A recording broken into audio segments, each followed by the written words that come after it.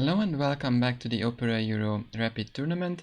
Now we are in the semi-final and I'm going to show you one game from the match Wesley So, Teimour Radjabov, and at the end I will also mention what happened in the Magnus Carlsen MVL match. So as for the Wesley Teimour Radjabov, I'm going to show you game 3. So actually game 1 and game 2 were both decisive. Both games were actually won by white, so they are now tied. And now it's Wesley's turn to have the white pieces. So let's see whether white continues the streak and wins again. So Wesley starts with e4, c5, and they are going to repeat the opening that they have played in the first round. However, previously here Radjabov went for the e6 line. Now he goes with g6. These are all actually mainline theory. Comes c3, knight f6, rook e1. There are a lot of games for this. So d5, this is all well known. Knight jumps in, and now white gives up the bishop. The point is that now you want to ruin the pawn structure of black. After bishop e3, we are going to have this structure when black has this backward pawn of c6, but to compensate he has two bishops. And especially on the light squares, black should be the ruler. So now comes queen b6, queen c1. This is all still theory, both players knew. a5, knight c3. They exchange the knights, and now comes bishop f5. This is all again has been played.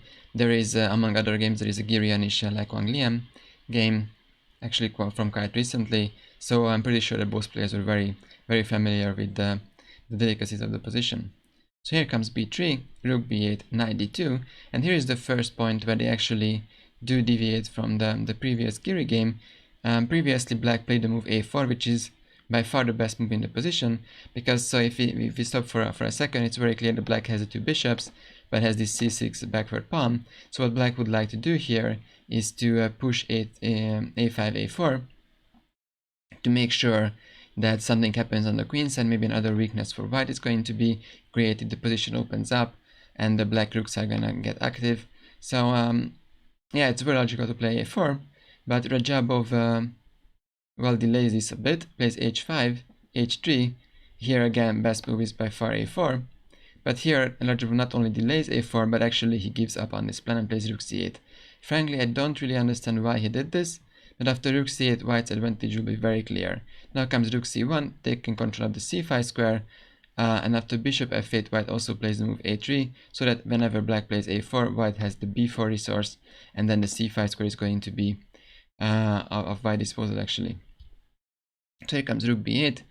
Look that this knight is actually perfectly protecting the b3 pawn, there's nothing happening there. So comes queen b2 with the idea of doubling up on the c5 or rook c5 and rook c1, or maybe just rook c3, we will see. Comes queen d8 and only rook c3. So rook c5 would actually run into some e6 ideas, so maybe that's what wanted to avoid Wesley. Here comes queen d7.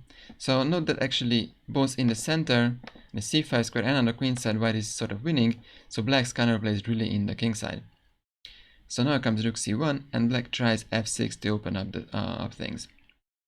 The point is that you don't have to take, and then black would be able to actually open up his bishop. You can just keep the position like this, play rook c5, and if black takes, you just take back with your pawn, and then maybe your bishop can go to d4, or more likely your knight can go to d4. So it's a very pleasant position for white. Now comes rook b5 to challenge this guy, but white can just play a4, and after exchanging, the other rook appears, and also you're threatening to take, threatening to play queen c3 and further put pressure if black defends. So this was the position where Radjabov decided that if he defends passively, this is a clear victory for Wesley. So he tries something to complicate the position, create some mess, and he sacks the bishop on h3. I'm pretty sure that both players knew that this cannot work. I mean, after taking, there's only one king, only one queen around the white king, so it cannot work. But still, as it's a rapid game, you have to play precisely as white. So now comes rook f1, very good move. The knight on f1 is a beautiful defender. Comes, takes, and bishop g7. So now black tries to activate this bishop, On this long diagonal it would be perfect. If he manages to take care of this e5 pawn, somehow takes, then on this diagonal the bishop will be very strong. But white can play queen d4, activating the queen in the center, very good move. And still this pawn is protected. And now comes queen e6. And well, Wesley is just a beautiful rapid player. He realizes that actually there is not so much going on here, so allows black to take. And he just goes for his pawn, and after queen h4, he's threatening to play rook a7 and activate his pieces there. Now comes rook f8, so Radjabov needs to create something on the king side, puts the last piece on the half open file. It's a very logical move. But now comes rook a7, hitting this guy. And moreover, so here the best move would have been to play bishop f6. And when white goes back, then try something like queen f5 and then push these guys, see what happens, but white must be a lot faster on the other side. And also there is not actually more pieces that black has on the king side, so it's still not necessarily any successful attack. White should win this, but still there is some counterplay. And the problem is that black actually tried to keep the bishop on this diagonal, which is a good idea.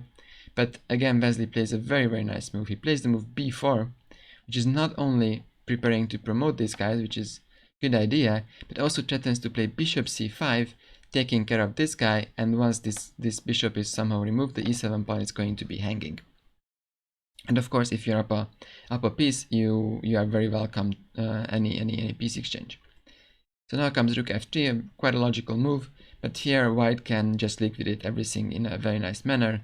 Plays rook a check, the king has to come to the center, otherwise bishop d4 would have been a very strong move.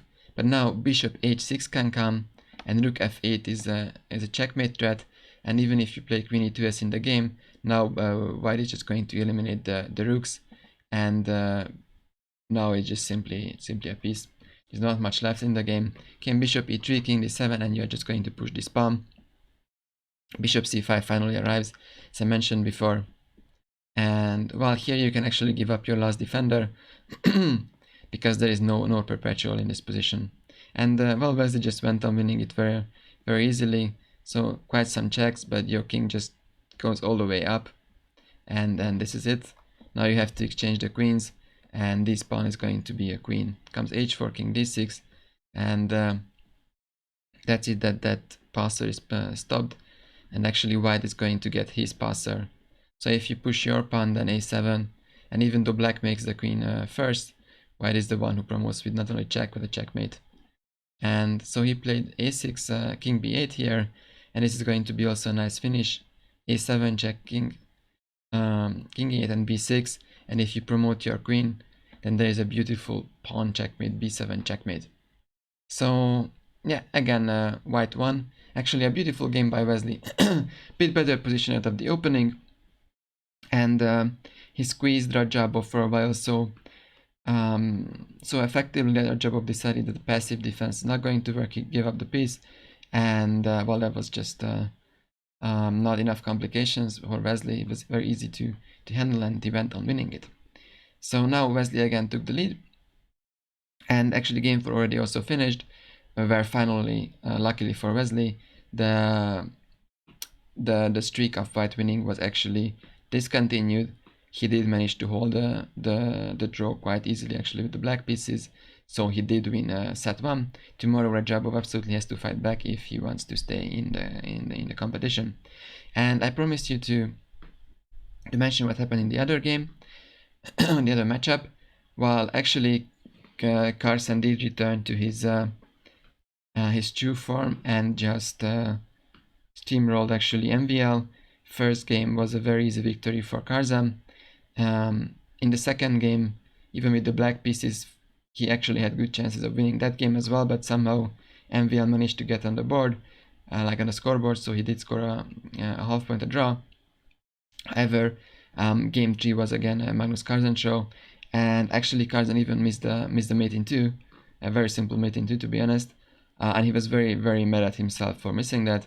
But then at the end he had a pawn up ending, which is supposed to be a draw, but he very easily won that as well against MVL.